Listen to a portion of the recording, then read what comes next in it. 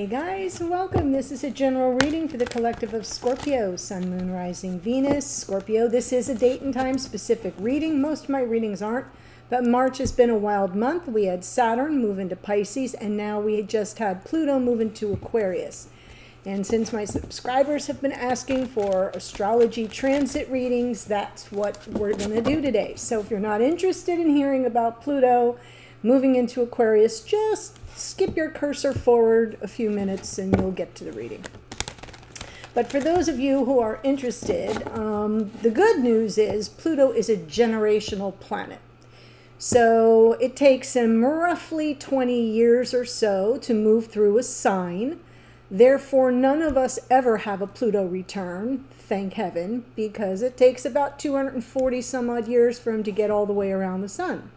But we do have Pluto squares and we do have Pluto oppositions.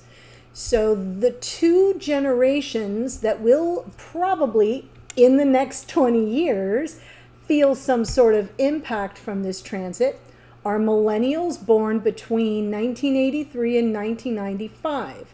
Those of you who have Pluto in Scorpio, you will have at some point, depending upon what degree Pluto is in Scorpio in your chart, you will have a Pluto square your natal Pluto.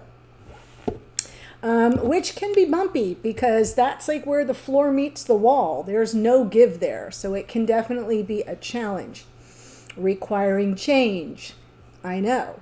Boomers born between 1939 and 1958, those of you with Pluto in Leo will have a Pluto opposition because Leo is opposite Aquarius on the zodiacal wheel.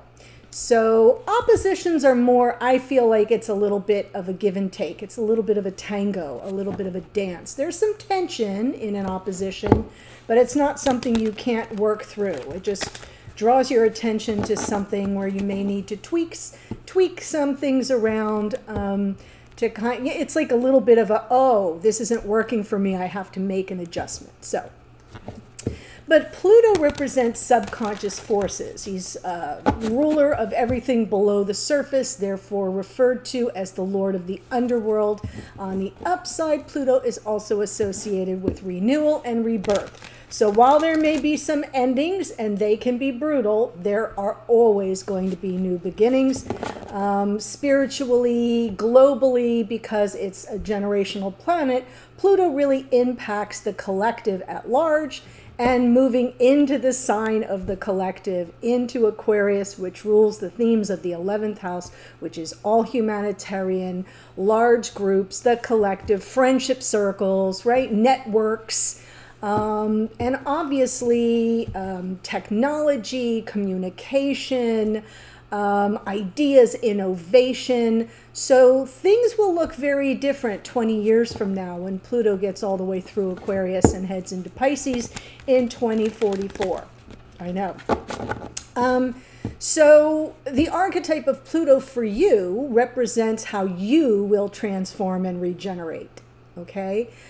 Because he's sitting on that cusp of Aquarius right at 0 degrees and will move back and forth from Aquarius back into Capricorn, back into Aquarius, back into Capricorn, and then finally back into Aquarius November 19th of 2024. This first few months is like a preview, providing a little bit of a glimpse as to your own growth trajectory over the next 20 years. So that's why I've decided to read for it. I do read about relationships. We'll see where the opportunities may be for things to end, things to regenerate, things to be reborn. The Aquarian archetype, because Aquarius is ruled now by Uranus, wasn't always, but is ruled by Uranus, which is the Great Awakener.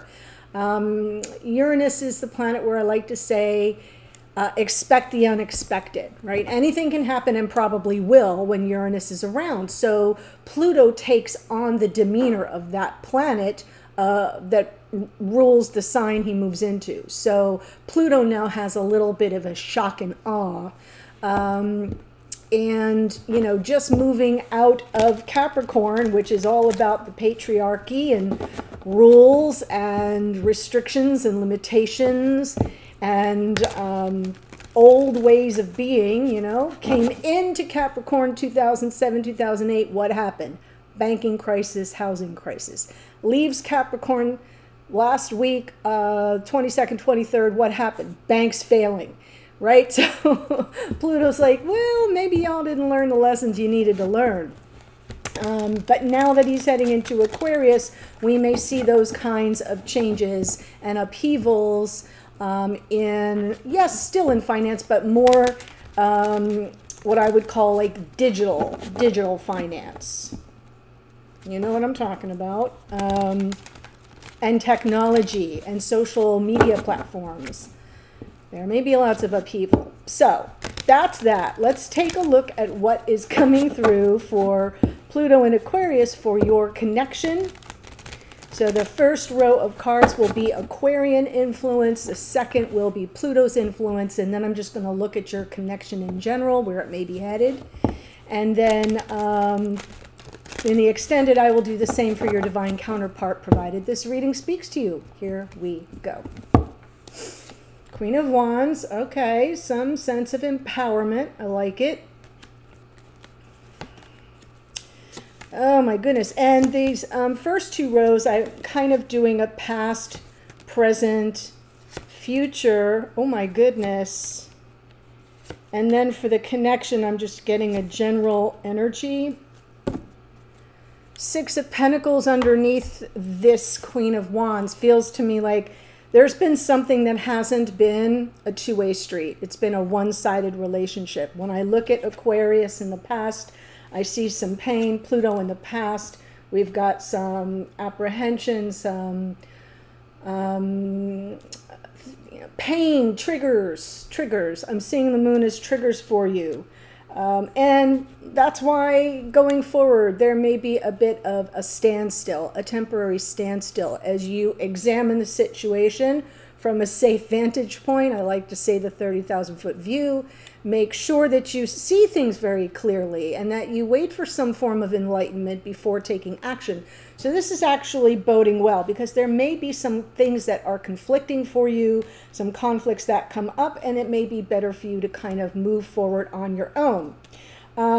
Right now, Aquarian energy, we've got the Hermit, or Aquarian influence. We have the Hermit, which is talking about kind of walking your own path for now and being aware of your own needs for personal growth. Like, what do you need to work on for you? And then going forward, we have the Wheel of Fortune, and that's where all the blessings come in. This is Jupiter, and Jupiter is always wanting to move in our favor and bring us abundance and good blessings. It's good karma, it's fate and destiny unfolding in divine time. And I feel like there may be a reward structure here for the inner work that you're on the path to do. Pluto's influence presently, there's some communication that may be there could be some temper, there could be some just disagreement in general. It feels like discord here with this Five of Wands. But going forward, you may up-level the connection, or you may have just a brand new start. Just strike out on your own, brand new start, new beginning, on your own, for you, by you. And I like that the Queen of Wands is here, because it suggests that you're feeling a sense of, I can do this. So Queen of Wands. Yes. And that Hermit is perfect, because it means you're going to be taking some time to heal as well. You have boundaries now. That Queen of Wands takes no prisoners, right? She's just like, no, hell no. I like it because it's Aries energy, and we have a stellium in Aries right now. Nice little group of planets there, and Jupiter is there in Aries at the moment, but soon to move out. So I'm feeling like this is the season. We're in Aries season for you to feel empowered and take the time you need to do some deep reflection and healing. So that's pretty nice. Let's look at that Three of Swords in the past.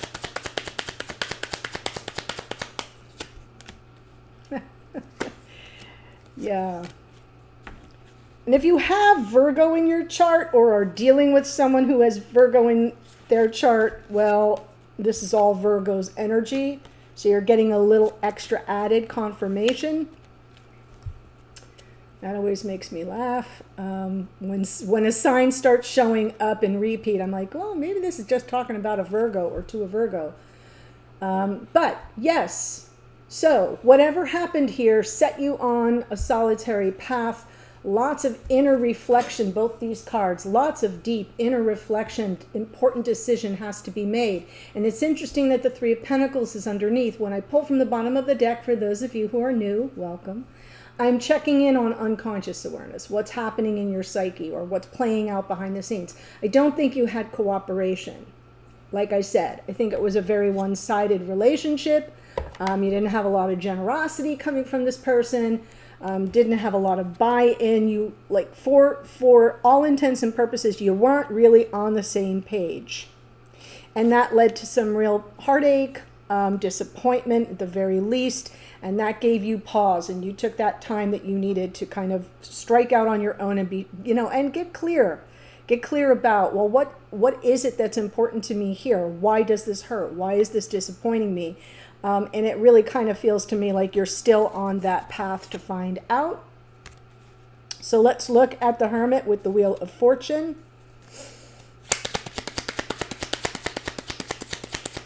So in case you missed it, because I don't think I said it, this is covering from now till June 11th, because June 11th, Pluto moves back into Capricorn. He turns around retrograde sometime in May, but doesn't technically cross that cusp, say that 3 times fast, until June 11th. So this reading is good for those months, now through June 11th. Yeah, the Hanged Man is here again. Queen of Swords, there's that Six of Pentacles that keeps popping up, confirming that what you really want is a relationship of equals. And I don't think you got your questions answered about why this person was not as invested as you were. I think they may have told you that they were, but then the energy wasn't reciprocated. So I do feel there's some stagnant energy for you here with the Hermit and the Hanged Man. Like nothing's moving. The wheel wants to move. So provided you get your, you know, the Queen of Swords is interesting. She's a truth seeker and a truth teller. And I feel like there is some important truth that you have not yet discovered or that hasn't been revealed. And that's what's kind of gumming up the works. So I feel like you may be on a fact-finding mission as you try to move forward and receive the blessings that Jupiter wants to bring you, this Wheel of Fortune. It's like, well, what is my destiny? And will I find this Six of Pentacles? Will I find this energy where someone says, oh my gosh, you're absolutely worth everything. Of course I'm equally invested. I'm in 100, 100, not 50-50. No, 100%, 100%. So I do feel like that's your question, and that's what you're sort of on the road to find out. And maybe you've pressed pause on relationships for now, or at least pressed pause on this relationship that you're here watching about. So let's look at Pluto's influence with the moon in the past. Yes. Some uncertainty and apprehension about the path forward. Wow. And there's that Nine of Pentacles, right? What do I want? You know, not really being able to see what lies ahead, but sort of assessing. Two of Wands, a card of choice. Twos are always about choice. What do I want? Wands is always desire. What path is likely to get me there? And what do I have to set in motion? What do I have to close out so that new cycle can begin? And I feel you were kind of a little bit anxious or apprehensive about striking out on your own. The Nine of Pentacles represents a single person in the tarot, but very capable of attracting to her. And I'm only saying her because it's a feminine figure in the card. It could be a guy. Always able to attract creature comforts, things that make you feel solid and grounded and supported and blessed, right? There's just a beautiful energy about the nine of Pentacles, and therefore she becomes very much attractive to suitors. People kind of feel your sense of self, like, you know, when you walk into a room, it doesn't really matter how you look and what you're wearing. It's the way you carry yourself. And that's what's getting noticed. Queen of Wands has that same effect. So I'm not surprised to see both those cards show up here. Now I want to look at Pluto's influence with this communication, new beginning. Let's see the Eight of Wands, Ace of Pentacles, Empress, Justice, High Priestess. Well, remember what I said about the Queen of Swords, fact-finding mission. This is Libra's energy, as is the Justice card. So there does feel like I'm seeing the Empress, divine feminine energy, very open and receptive to kind of what someone has to say. And with Justice there on the Empress, it feels like, you know, I'll make my judgment once we've had the conversation. Once I hear what somebody else has to say, my intuition will kick in. And I'll know what's fact from fiction, because I'm already in this energy of the Queen of Swords, and I'm not in any rush. Hanged Man. Yes, are you waiting for new blessings? Absolutely, because this is what I'm seeing for you in the vertical for the future. Now, could you be flying solo? Sure. But if it's a new blessed beginning, you've got to shake off something that's holding you back or holding you down or that doesn't serve you anymore. But I do feel like you're open to listening what this person that you're here watching about has to say. And then intuitively you will have some clarity about which direction you're going to head. So let me pull just for this Ace of Pentacles. So, new beginning may be with this person, provided they offer a message of love or apology in this conversation, which could be unfolding in the next few months between now and June 11th. Let me say that again, because I know I didn't say it in the beginning. So I do feel like there's something, if the message is sincere, if what you find out on your fact-finding mission is sincere, if it's believable, if your intuition, if your like inner radar doesn't go ruh-roh, you know, if you have a good feeling about it, I feel like you could have a new beginning. You could have an up-leveling of a connection that's been stagnant for quite a while. You could get a big offer from this person. An apology and diamonds are nice, so I wouldn't turn my nose up at it. All right, so let's see what's going on here. While we have this Hanged Man energy, what's that going on with that Five of Wands? The Sun, Six of Swords, Ten of Cups. Okay, so now let me pull the Five of Wands with the Nine of Pentacles first. Okay, so there's been a conflict. The apology comes in, absolutely. So I'm kind of jumping a little bit out of order because I want you to understand the Five of Wands, because that was a little sketchy in the beginning. This conflict, whatever it has been, it needs to be released. You both need to unburden yourselves with regard to whatever this, it's going to be different for all of you because this is a general reading, not a personal reading. So whatever the conflict, whatever the discord is, whatever the lack of harmony is, that's what you're going to need to sort of offload. Here's the card. This is Pluto. Judgment is Pluto. It rules your sign, Scorpio, if you're here as the Scorpio sun, right? And if you're here as Scorpio rising, by the way, Pluto rules your whole chart, because the planet that rules your rising sign is the ruler of your entire natal chart. So judgment here is about forgiveness, second chances, redemption, reunion, reconciliations. Yeah, you could actually make nice. Why? Six of Cups, past life soulmates, the warmth, the comfort, the nostalgia in this connection. Now, what I love about the Nine of Pentacles being here is that you're going to maintain your autonomy. This is not about you jumping back in from the fire back into the frying pan, or the frying pan into the fire. I never know which way it goes. I have the same problem with horses and carts. So But you get where I'm going here. There is something about your personal power that you get from the healing process and from the deep reflection that you know, like, no, I have grown, I have changed, and now I have to stand solid on my own, even in a connection. I can't lose myself to this person or to this relationship. Really powerful. Okay, and some of you may absolutely offer the forgiveness and then move on your way, you know, flying solo. Done. But I love that we have here with the Hanged Man. What is it that you know, why is this temporary standstill? Why do we have that? What is it we're waiting for some enlightenment about? Well, it's about how we move forward to something more calm and peaceful, peace of mind and happiness.